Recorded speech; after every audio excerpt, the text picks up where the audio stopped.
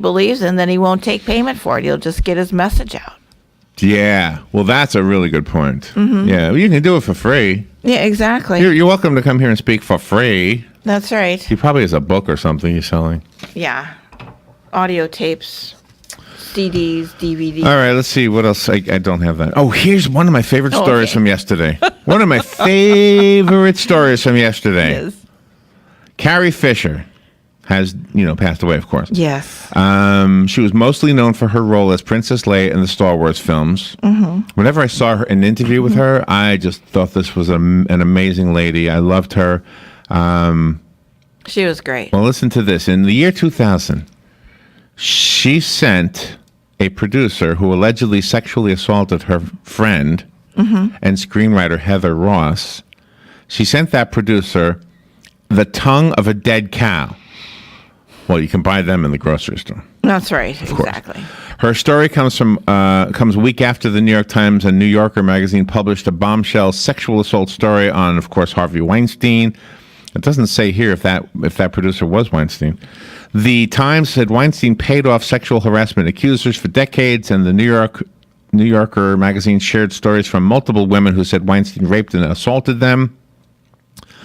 Heather Ross said she met a producer online, and the two planned to meet for dinner to talk about an upcoming project. He picked her up, but pulled the car over just 2 minutes later and started touching her. He said, "I have to get something out of the side pocket of the door over there."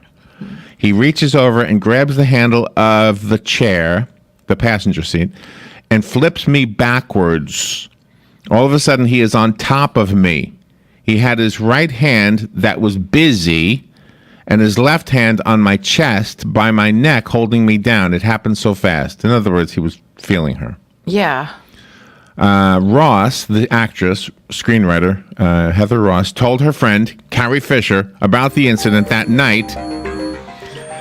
She stayed quiet and listened to me and then said, "I promise you he will never touch you again."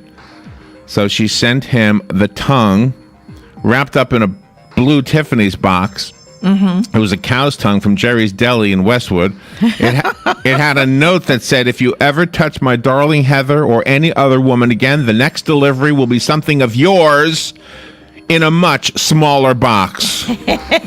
I love that. We'll be right back. From the Paddock Mall Studios, this is WOCA, Ocala, Gainesville, The Villages, 1370 AM, 96.3 FM, The Source.